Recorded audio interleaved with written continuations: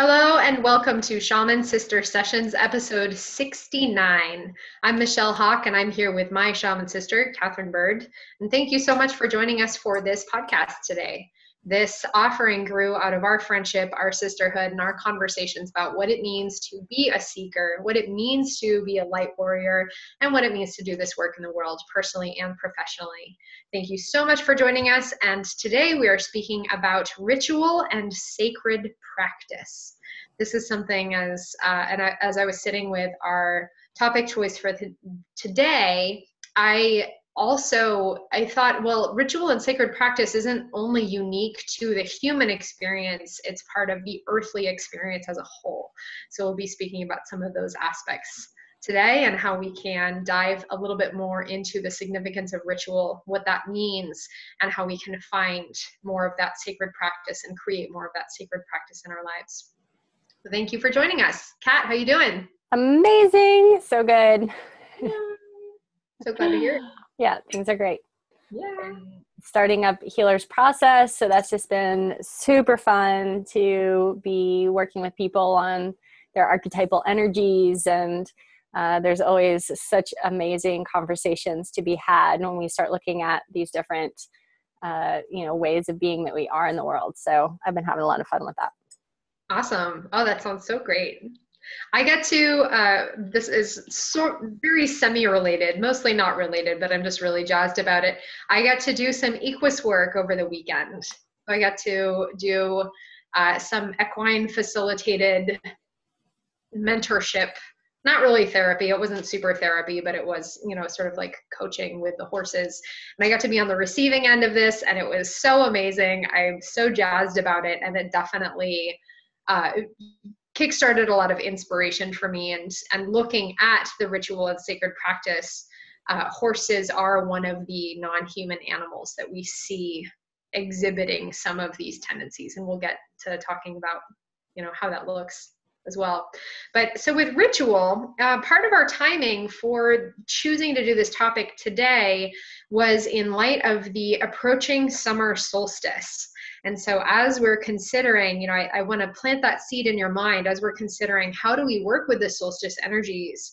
It is often very appropriate and really historically rooted to honor the seasons and honor these pivotal, like peak moments of energy with a sacred practice and with ritual. So please keep that in mind as we continue moving forward. Maybe this will give you some ideas for next week. Yep, for sure.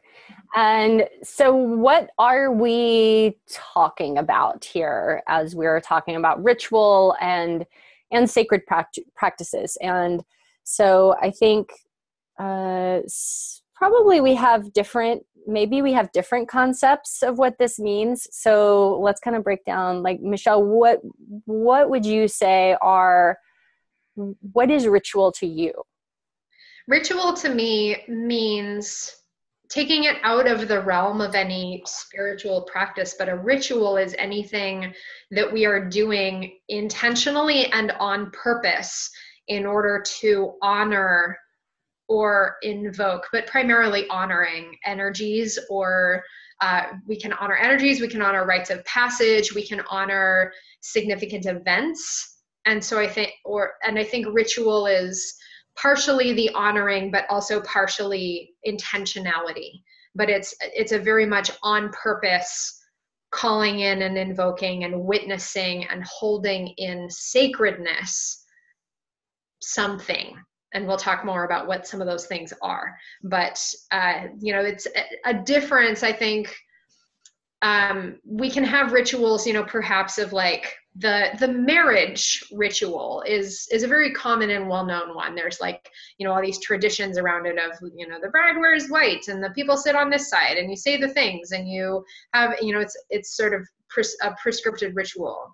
And so that is one example of a very formal ritual. And yet we can also have a ritual of every morning I sit and I have my cup of tea and it's my time and I listen to the birds and I go inside myself and meditate. And that can be a ritual too. And so they might express very differently, but the commonalities are there's some sort of honoring that is done on purpose with great intentionality to hold a certain energy. Exactly. And we talk a lot about intention and about intention being our greatest healing gift, intention being the cornerstone of everything that we're doing, especially on this path. It's our intention. So yes, so this is a ritual too. We could say that every Tuesday at 1:00, we have Shaman Sisters. It's a ritual. We sit here, we prepare, I light candles, and we prepare for this, to have this as an experience. And as we are looking at ritual, we can acknowledge that oftentimes we might be intimidated by maybe that as a concept.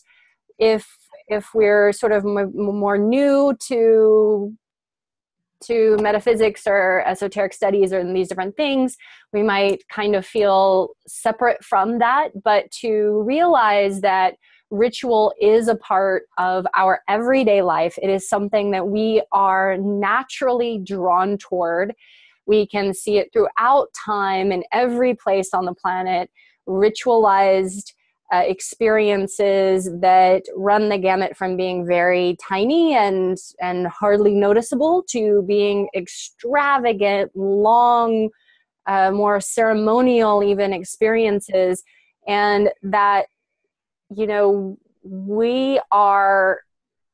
so hardwired into our system to want to do ritual that even when you watch children play, there's a certain element of what they're doing that sometimes has this ritualized experience. Or if you if you start looking at where ritual is in your life, you start to see it in lots of different places. And I think our lack of ritual sometimes causes deviations in our system, where we start to ritualize other things that maybe aren't as healthy, because we need that experience. We need, my ritual, there's a lot of people who their ritual is to leave work and go home or go to a bar and have a glass of wine and talk to the bartender and then go home and watch TV. And that's their ritual. They do it every single day. It is repeated over and over and over again. It is, in a certain way, honoring a certain frequency and energy. It is drawing more of that frequency and energy into that person's life, and becomes this ritual that they're doing. Mm-hmm. Absolutely. And that I think the thing about ritual is that we're doing it on purpose, right? And so that's where, yes, it is a ritualized behavior, but maybe falls a little bit more under the category of a habit. Yeah. And yet we do that when we don't have something to do on purpose. Exactly. Right. And so it is that void, definitely. And in modern society, where our rites of passage have been disappearing, and our rituals. Let's think for a minute about where have these come from, or where have we seen these in society where we don't see them so much anymore in our modern, and we're both in the United States, we're in the Western world, and in other parts of the planet, absolutely there are some of these still in place. But think about, agrarian societies or hunter-gatherer societies. There was a lot of ritual around honoring the seasons, honoring the rains, honoring the harvest time, particularly because there's this association with survival of this is where our food comes from. Yeah, we want to honor it. We want to bring ritual to that. We want to give thanks. We want to honor the animals that we're pursuing and hunting and eating. Because if we don't, we might not have food next time, right? So there is this survival component, especially with the agrarian and with the, with these hunter-gatherer societies. There's also rites of passage and ritual associated with birth, naming, coming of age, like a renaming, into adulthood, or a quinceañera, or like a teen ness, like somebody coming of age. Bar mitzvahs and exactly. What do they call this? There's a Christian one. I don't know. Oh my God, which is why I just totally blank. Baptism. Like baptism and the Confirmation? Confirmations. Yeah. So there's all of these initiations, like these initiatory experiences that are very ritualized. The marriage is another one. And any like having a child, or any of these really big life changes, and death also is kind of one of these final ritualized experiences. And looking at or like the first time, as a boy, the first time you went out and killed an animal, right? And that was like part of your rite of passage. Or, depending on what was valued in your community, the first time or like your first bleeding as a woman, we used to hold a lot more ritual. And so now looking at where we're at in society, we no longer, our food source no longer depends on the seasons and on the harvest time for most of us. I mean, we just go to the store and we can have blueberries in January, right? Like there's none of that timeline. So we've lost the harvest and the seasonal rituals. We don't have to run down and kill the elk anymore. We go to the butcher shop. So we've stepped away from the ritual around the hunt and the kill. And just looking at losing those, there are other rituals, like maybe no longer having a naming ceremony, or as we're stepping away from religion, no longer having baptisms or bar mitzvahs. And so then what are we left with? Exactly. And we're also looking at the fact that with Christianity, that a lot of the more traditional rituals and the rituals that were for the land and were for the people, that those were actually outlawed by the church because they decided that they were going to be the only owners of ritual. So if you wanted to get your ritual on, you got to go to church. And so a lot of the ritualized behaviors of humans were stripped away from them slowly by bit to be held within this specific container of religion. And so now there is this mass exodus from religions when we're looking at young people and the numbers of people that are not participating in religious ceremonies and practices.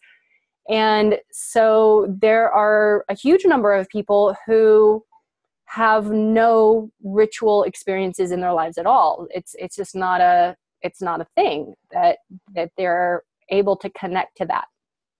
And yet we crave it subconsciously. We love making meaning. We are meaning making machines as humans. And so when there's an opportunity for, I'm going to have, I'm trying to think of examples of ourselves as young people, or maybe you see this in your kids, but really loving to have a tea party experience that is very ritualized, even if it's imaginary tea that you're pouring for your stuffed animal friends or whatever. And yet it's a very specific procedural invitation. Or maybe you're out in the woods and you can't, you have to not step on certain things, and you have to you're doing it a certain way. There's a great deal of intentionality and ritualization. Or when you play this game, you have to do it this certain way. It is innate in us to give significance, to create meaning in experiences. Mm-hmm. And we've really bastardized a lot of these experiences where we've lost the connection to, our lineage, our elders. So there's no elders saying, hey, here's the ritual. Here's how this happens. Here's how the experience is. You're going on the vision quest. You're going to do this. We've done this. This is what the next piece is. And so we see young people seeking this. And so they turn to, getting super wasted on spring break, trying to somehow recreate this rite of passage ritual experience for themselves in a very misguided, sort of weird, wonky way. And even in terms of when we look at things I don't know, I'm from Texas. So homecoming, football pep rallies. Like there's this certain element to these experiences that are being had, which have this flavor of a ritual that's being performed. There's this happens, this happens, this happens, this happens. A lot of energy is created. People are feeding off of the energy, and then it's over. So there's certain ways that we're still engaging in these experiences, but in a sort of odd human way of doing it in this westernized world. Yeah, and looking at some of these other areas where we see this, like getting your driver's license around that time of life, when you're 15, you're 16, there's that coming into adulthood. So it takes on this symbolism of, when I have my driver's license, it means I'm an adult. Or when I'm 18, I can vote, which, it's like it's not even about the thing so much as it is about the meaning behind it. So what do we make that mean? What rite of passage or what ritual experience or what thing is this ritual symbolizing? Like, okay, you turn 21, you can drink legally, although let's be honest, most people start drinking before that, but it is this like extra layer of significance. And so then when we're putting those outside, or when we're putting those in the context of, maybe the government is saying like, well, you have to be this old to do this thing. It's like externalizing a sense of something that really is internally based. So using those as examples, because they're, something that I think most of us can relate to. About, I was so freaking excited to get my learner's permit to learn how to drive. And then by the time to get my license rolled around, I was like, I was a little bit over it, because for whatever reason, it took me a little while after that, because I no longer felt so much of the need to, because that time of my life was so initiatory in so many other ways. I was having ritual experiences about claiming my sovereignty as a teenager, that the license itself no longer held the same significance for me. And so my relationship to ritual was showing up in different ways. And that's, when we have that, awesome. When we don't, we place the significance on these externalized synthetic opportunities, I guess. Does that make sense? Yeah, it does. And so it's kind of a few different ways, because I suppose that, we have rites of passage needing to be woven into the aspects of ritual, because so much ritual is held around different rites of passages that we have. And there always has been ritualized aspects of these rites of passage. And, we have a question about if rites of passage could just, be sprung upon you. And yeah, that's the way it happens. You receive rites of passages all the time, especially when you are opening to spiritual work or healing work and so on. Absolutely. I'm sorry, go ahead. Okay. Well, just looking at that question, I would refer this person who's asking back to the initiation on a feminine leadership path episode. We do talk about initiatory experiences and rites of passage in that episode extensively. So yes, some of them are kind of put upon us and we don't really have an option. And some of them also are significant for us as we are choosing and taking agency in this rebirthing ritualized aspect. Right. So, because we might have a rite of passage that's sort of thrust upon us. And for a lot of us, we have this sort of rite of passage in through our awakening experiences. And then we can utilize ritual to help us to integrate these rites of passages that we're having. So we might be totally broken open and crazy stuff and life changes and a lot of stuff goes on. But then you can utilize a ritual to help you to solidify yourself, to understand what's happening, to close a door, to open a new one. For example, you might go through a divorce. And this is an incredible, huge life change and enormous investment of your life in an experience, and then it's over. And for a lot of people, they'll just sign the paper and maybe have a glass of wine and move on. But to be able to maybe take that experience and decide to engage in some sort of ritual to be able to close the energetic loop inside of that relationship and to honor it, to honor what was, and to move on. So whenever we see these rites of passages come up for us, oh, wow, I'm turning 40. This is a big deal for me. Oh, wow, I just left my job. That was huge. My kids just went to college. This is a right. These are all rites of passages that we're going through. And at these points, we know that humans are susceptible to depression and to going into these states where we're not able to actually fully integrate and understand where we're at and move forward in a healthy way. We're not grieving properly. And so ritual can help us at these times of rites of passages that we can start to understand our own experiences of life and to move on and integrate healthily. Mm-hmm. Absolutely. The ritual experience, I think, is almost, again, I'm going to go back to what we shared at the very beginning about ritual being something that you're doing on purpose to honor and invoke and call witness to, really, like call witness to an energy or a chapter or a phase or a cycle or a rite of passage. The rite of passage itself is not the ritual. The ritual is what you're bringing to honor and amplify and fully experience it. It's like you participating in that in a very conscious way. And so, with that, the, with some of these more traditional rituals that we used to participate in being stripped away, either because they became outlawed or because they were confined to the church, but then, we left the church or left religion. And now there's all these people who are choosing to create ritual experiences in other ways in their lives, because again, it is our way of participating actively in creating meaning from our experiences and from truly integrating. I think that's a really important piece of what you're mentioning, Kat, is actually like grounding in the energy.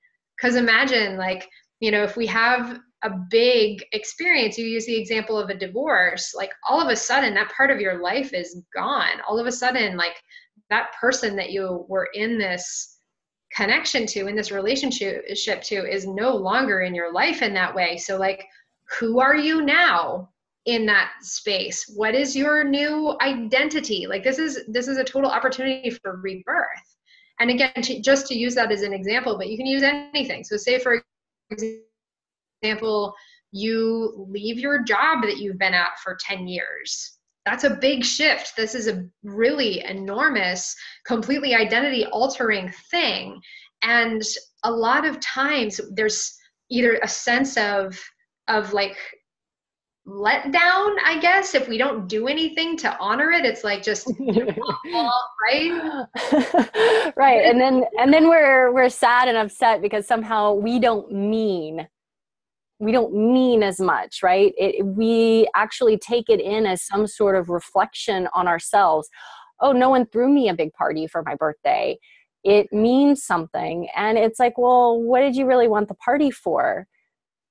Well, there is a certain aspect of the ritualized. We all understand what a birthday party happens and does. Yeah. Right.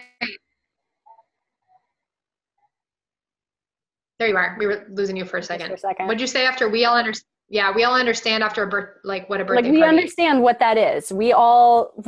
Since we were children, we were all, brought into the birthday party ritual experience. And so it means something. It has a meaning for us. It means that whatever it means for us, that we are loved or someone cares or, whatever this is that we've attached meaning to around it. And I think I want to tie in the animal piece a little bit here, because the idea of ritual and sacred practice, we're not speaking a whole lot about sacred practice yet, but we'll bring it in. Yeah, we'll bring it in. But the idea around ritual is, again, that like on purpose honoring of something, right? And here, a lot of the examples we're referencing are big life stuff. We see this in non-human animals as well. And, you know, particularly we see this in like some of the primates, so chimpanzees, one of our closest relatives. We see this in horses. We see this in elephants. We see this in dolphins, whales, the corvids, so like magpies, crows, ravens. We see this in all these different non-human animals in ways of they honor their dead.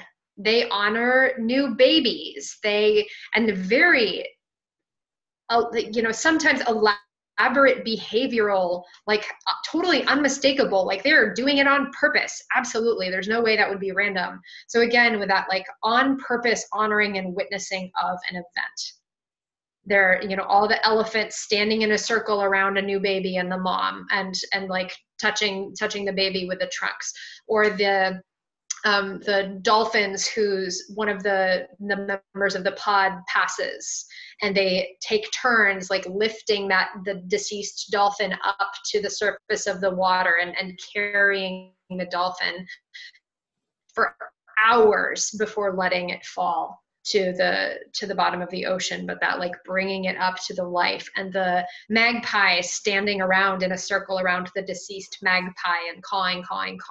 Like there's all of these completely unmistakable ritualized behaviors in animals. So this is, again, not only a human thing, this is an earth thing of how do we participate on purpose in the creation of meaning and giving meaning. Yeah. Oh, you froze it for a second. But I got you. It was very stretched out and warbly, but it was this creation of meaning that we're looking for. And I will say looking for, because we are looking for it. We are looking for this creation of meaning. And I think that it's the reason that we often, as humans, we sometimes wonder, why do people join cults? And why do people get so obsessed with sports teams or certain things that people just get super riled up about? And you know, some of that is that that's the ritual. It's ritualized behavior. If you know every Sunday you're going to put on your sports jersey and make nachos and drink beer, like in a certain way, you are making meaning that you are part of a community. You're part of something that has a mission and it has a purpose, and it has certain behaviors and clothes and things that you're saying and things that you're doing. And so as humans, this is part of what we do. This is who we are. So I think that in this, we can say in a roundabout way, like find your rituals. Like if you don't find your rituals, then you will end up investing your meaning making in something that you might not want to be investing your meaning making in. Mm-hmm. Absolutely. And I think I'll use the example that you just gave of the sports ritual as an example. So I'm sure we either know these people personally, or we've seen them characterized in TV shows or whatever, about the armchair athlete who is so invested in, okay, every Sunday I'm going to put on my jersey and I'm going to drink coffee out of my lucky mug, and I have to like wear these particular shoes because then my team will win. And it's a very like ritualized experience of participating in the collective energy of a community and of a practice. And the level of engagement can reach the unhealthy point when, oh my gosh, like I didn't do the thing, you know, there's that level of superstition of like, oh, I wore the wrong shoes and my team lost, like, oh my God, you know, and, or if I still did all the right things and my team still lost, like, I don't know, we must have bad luck or what happened, right? So we're making meaning where like we're going to make meaning regardless, but let's just be really proactive about what are we choosing to make meaning in, and how are we participating? What are we creating on purpose? Because there's almost, Kat, like to give other words to what you said, if we don't create our rituals create us. And so if we're not choosing, like, this is how I'm defining this experience, and this is the honoring of this energy that I am choosing to create, then our subconscious loves to make meaning. It's going to find a way to twist it around. And so then we end up like, oh, my team lost because I did this thing, or because, like, maybe that's a very exaggerated example, and yet it happens. It does happen. And I mean, if the sports thing doesn't land for you, like, pick a different example. If you, didn't say a certain thing, and then you got a fight with your spouse or something, and then we take that to mean like some reflection on us, late night, and then something happened, meaning making us.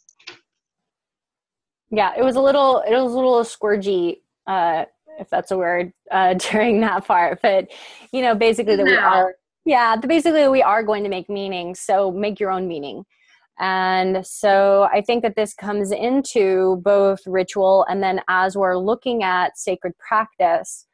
And so ritual can be these markers of milestones in our lives, but it is also available for us to use on a consistent daily basis in order to anchor in certain energies and frequencies into our life. And so this is really important to talk about, because for a lot of people, I know if I'm having a conversation with someone who might be a client, I mean, I'm never not going to ask what their practice is like, because what your sacred practice is, and it's sacred because you make it sacred, because you say so, whatever that practice is like is going to inform a lot of information as to where this person is on their path and at this time in their life, and what their focus is, right? Like you said, it's what are you focusing and honoring, drawing awareness and attention to. So if you have a sacred practice that is focused toward whatever it is you're drawing into your life more of, then that will happen. And if you don't, then it's very hard to solidify certain energies into your life, right? It's because humans are, the way our brains work is that we are designed to engage in ritual. So if we have that on a regular daily basis, if we start to incorporate it into our lives, then we get to have the benefits of that focused energy. And if we don't, then the energy is more scattered, and we have less success with, certain aspects of our lives. Absolutely. And I want to circle back to the example I gave right at the very beginning of the episode. I think that does fall more under the category of the sacred practice, the sitting and having your coffee and listening to the birds and meditating. That is a sacred practice, which falls under the broader ritual or ritualized behavior category. And so, yeah, I think that's a good distinction. Let's offer, so your sacred practice, or maybe kind of the daily things, or your daily rituals, or your more common engagement, again, engaging on purpose with a specific intention to honor and call in a certain energy. And the ritual might be a little bit more of a bigger deal, or honoring life phase stuff.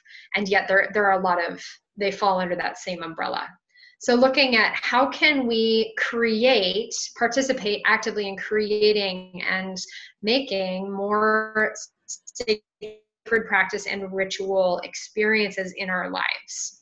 So I think it's easy to look at the bigger ritual category of like honor our big life events, like actually calling attention to and holding the energy of that. And whether that's a big personal life event or a global event, so again, next week we're holding on our podcast, we're holding a summer solstice ceremony. That is a ritual that we are inviting you to. So please come join us for a ritual experience that we'll be creating together to honor the earth rhythms that are going on and honor our global rhythms. I just had my birthday last week, which is why we didn't have an episode last week. Thanks for understanding.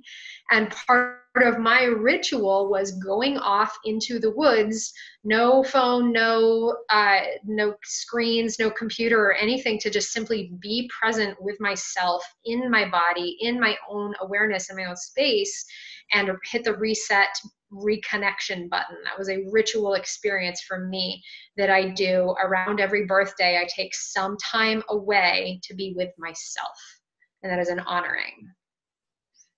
Yeah, exactly. So those big moments, to pay attention when something feels significant and go, oh, okay, what does it look like? And sometimes we might go, oh, well, I need to look it up. I need to Google how to do that.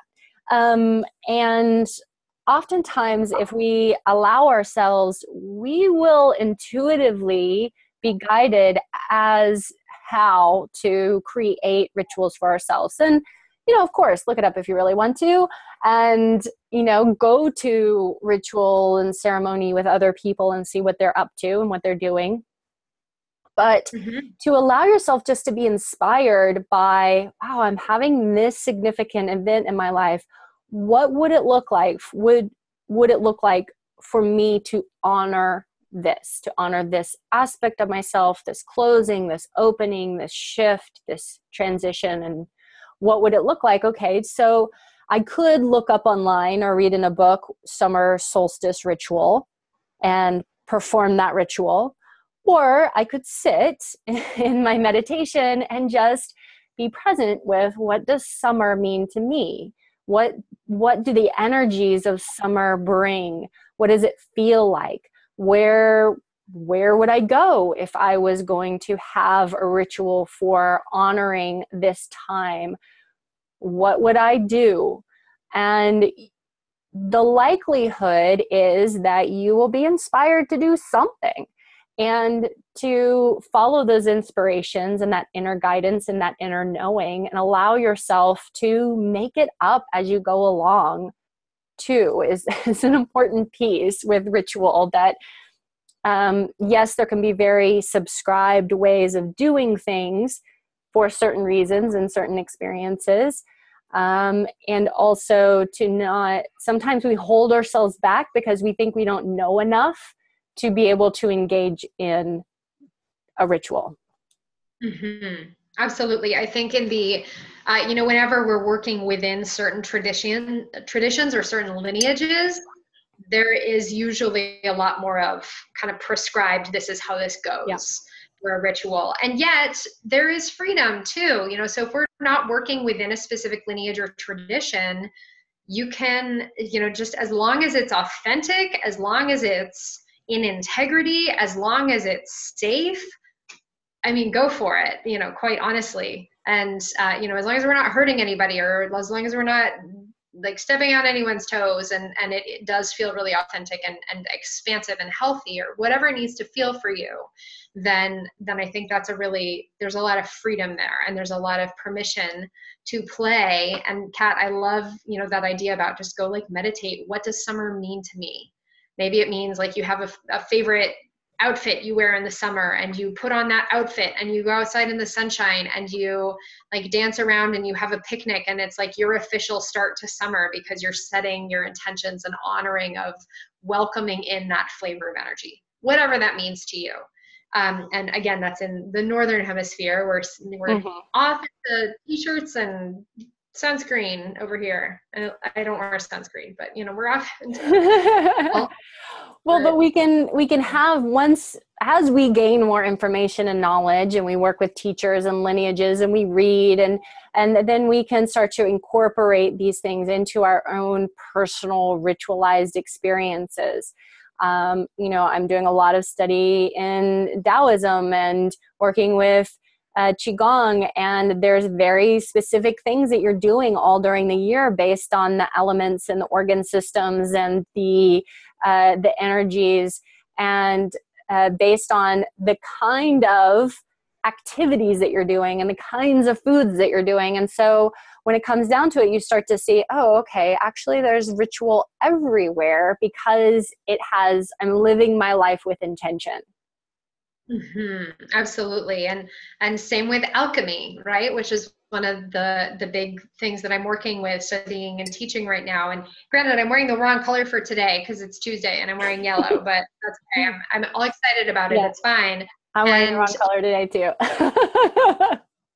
That's okay. But, just looking at, okay, how am I engaging with the processes and the stages of alchemy? How am I engaging with the correspondences and letting that be a part of my awareness to inform my everyday life as I'm creating sacred practice, which is living in alignment with the flow of energies, living in honoring and living in recognition with what is at play around me. How am I proactively participating in the experience from a way of being very on purpose, being very intentional, and being very honoring? Really, that's what it comes down to, is honoring and engaging with. Yeah. Remaining and I think it's really important also that we talk about, whether you are going through your own healing process, as we all are constantly, or you are working with others, you're doing some sort of healing facilitation work for yourself, and then also to help people that you're working with to integrate and honor their process of awakening and healing, to engage in these rituals. And, for me, I have been working on something recently really deeply. And so, I've made like 2 different altars this week, but I'm like, okay, well, I'm going to build an altar. I'm going to have a ritual. I'm going to engage in this ritual. I'm going to come back to it every single day and do something at least once a day. Actually, it turns out to be multiple times a day. And I'm feeding energy into this altar and into this ritual and into my consciousness around this aspect of myself that I'm healing, so that I can witness and contribute to my own transformation. I love that. Witness and contribute to, like, be an active participant and witness in your transformation. That's super beautiful. Yeah. I want everybody to write that down. Yeah. Witness and contribute to my own transformation. Yeah, that was good right there. Good. So with this, let's kind of zoom out for a second and see what implications could we see this having. And we left you with sort of a couple of very broad strokes ritual ideas, but also sacred practice. Kat is the master of practice. I would encourage if any of you have questions, like, go talk to Kat and go look at the resources that she has. But how can we support ourselves in, again, that witnessing, being the witness and the creator of our sacred experiences? And I love, Kat, what you were talking about of, like, you made the altars and you're doing the thing multiple times a day, and it's like very much in the consciousness. This is the thing of, like, we get to, the more we engage with it, the more real and the more tangible it becomes. And so this is another piece that I'm going to offer to you, is what one little thing can you do every single day to engage in sacred practice, to be more in alignment with the thing that you're wanting to create and witness in your life? So actually, let me phrase that in a different way. Meditate on one thing. What is the one little thing, or it could be a big thing, that you're moving toward? Like, what thing do I want to create in my life? And what is one little thing, maybe a 2-minute thing, it can be super short, that I can do every single day in order to participate on purpose with witnessing and creating this thing in my life. And that might not seem like a lot, 2 minutes. I have a lot of my clients say, like, when I talk with, like, what's your 2-minute practice? Like, what can you do for 2 minutes every day? They're like, really, 2 minutes? Like, that's it? I'm like, yes, do 2 minutes every day. It's better than 0, and it's going to it's going to create momentum, and you're going to love it. Honestly, like, people end up looking forward to those 2 minutes all day long. And I'm great. Okay, we'll make it 5 minutes. Okay, work it up to 10 minutes. Okay, work it up to, half an hour. Great. But you've got to start small. Start with 2 minutes of sacred practice every single day. Mm-hmm. And, you know, the thing is that when we engage in sacred practice, we invite the sacred into our lives all the time, right? It is an opening. It's like, hey, let me just open the door just for a moment. Right now, it's 2 minutes, I'm opening the door, but it helps that stream of the sacred to come into the other times in our day when maybe we're doing things that we wouldn't necessarily consider this is super sacred. I'm like, you know, putting gas in my car or whatever, but it gives us that restart every day of, oh, I am worthy of this time. I am worthy of this experience. I am sacred, and this moment is sacred, and I'm going to have this as my experience. And it's so, there's so many things you could be doing. So it's not that there's not enough things to be putting into that moment. It's that oftentimes we don't allow ourselves to have it because we don't think that we really deserve it, or we get in our mind and we sort of somehow think that don't have time for it when we, you know, 2 minutes, 5 minutes, 10 minutes, how much time do we spend scrolling through social media, or, you know, just like standing around staring into the open refrigerator, or like all the things that we do that we spend our time doing that we're like, we could be having a little ritual. Absolutely. Awesome. Well, and let's just, you know, kind of think for a moment of what would that actually be like if ritual and sacred practice were more common and more prevalent in societal awareness. There is, I think that, you know, first of all, just imagining the layer and the level of on-purpose engagement. How many of us do you think are engaging really intentionally to be on purpose, right, in our lives? Right. And so when we add this ritual aspect, so it can be even, oh, I'm a writer. So, and usually when you see documentaries of artists and writers and people who are producing a lot of stuff, they have very ritualized behavior. I go in and I sharpen this many pencils, and then I pour this tea, and then I do this, and I set my thing up, and it looks like this. And there's this sort of pattern of behavior, this ritual that they go through in order to become focused. And so you can utilize these rituals on a daily basis to allow your, you know, mind space to enter into a flow state, you know, with sexuality. I know my partner and I, there's a big ritual. There's always this big ritual that's going on, all of these little things that have to happen before, you know, and it makes it so that it's very focused and present and intentional.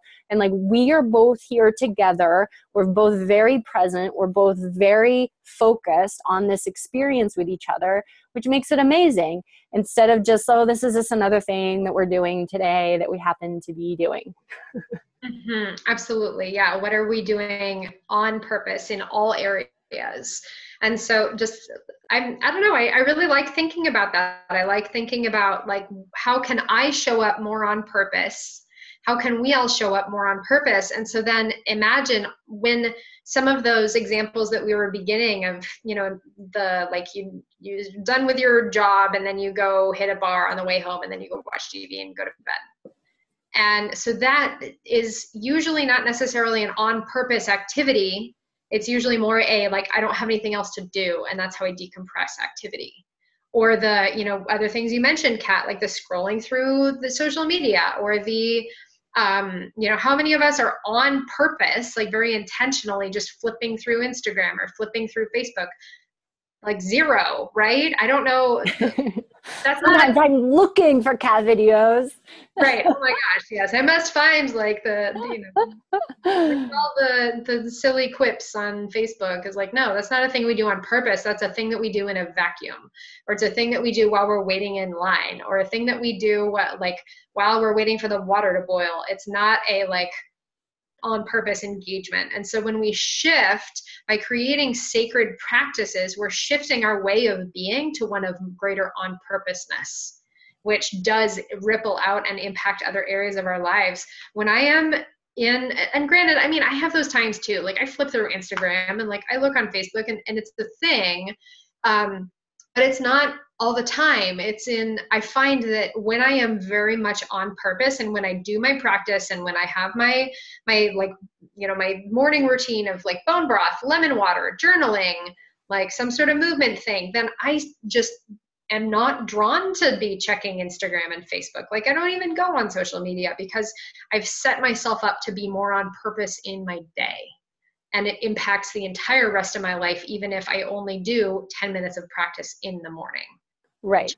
How I show up. Yeah, it's a certain way. So I will I have like certain playlists that I listen to every morning. I drink the one thing, crystal thing, and then the lemon water, and you do practices outside, and then make the tea with the tonic and all of the stuff. And it's the reason that I don't start work until like 11 o'clock in the morning, because I have created my life to allow focus on sacred practice. And some people might have a regular job and that might feel a little bit intimidating, but when you start making space for it, it becomes easier and easier, and it creates space for itself. You all of a sudden are like, okay, there's a little bit, sometimes I'll go to do a practice and I'll be like, there's not really enough time here.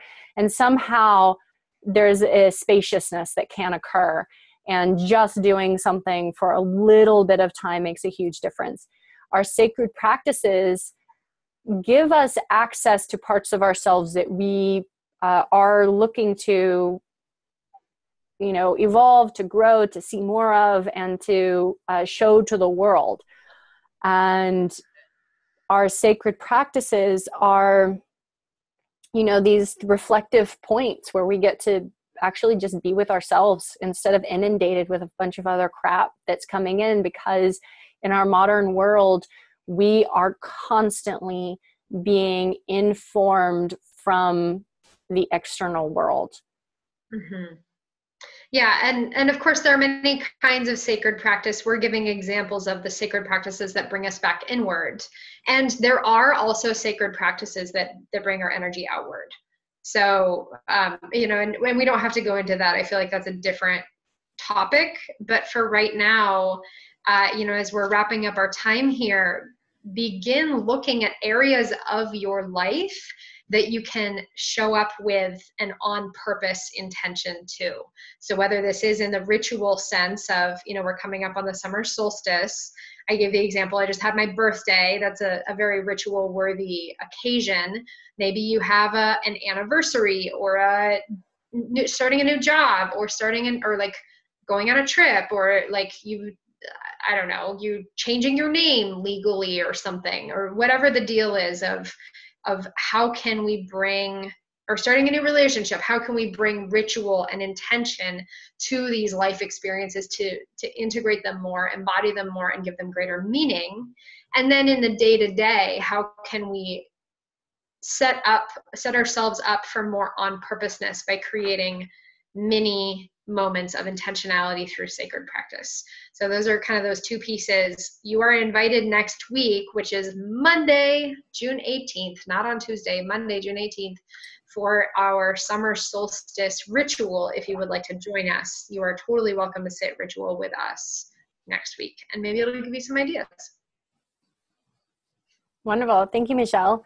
Yeah. And as always, if you have any further questions that you'd like to explore, you can reach out to us on our Facebook page, Shaman Sister Sessions, or via our website, shamansistersessions.com. Sign up for our newsletter and you get special stuff.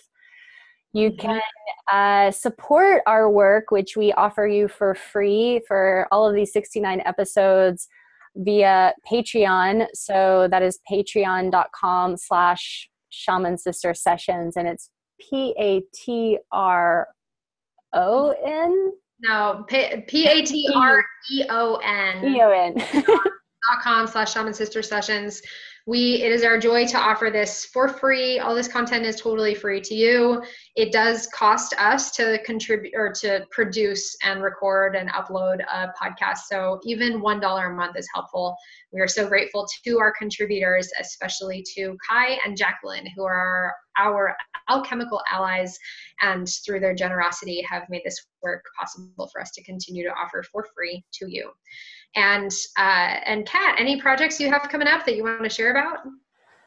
I don't know. I mean, I just started Healer's Process, so that's kind of going full force. And right now I'm excited to be offering some personal retreats, remembrance personal retreats, doing one-on-one intensive work for 1 to 5 days with me, deep in the work.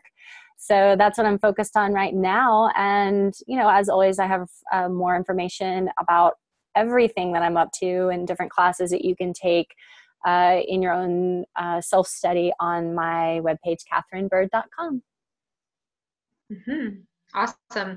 And I have a masterclass, which is a free masterclass on this Thursday, the 14th at, I want to say, I think it's at, oh, I don't remember the time. It was a weird time. I'd have to look it up, but it is free, and it is on Alchemy for the Modern World. So if you are interested in joining, I want to say it's at like 3:30 to 5.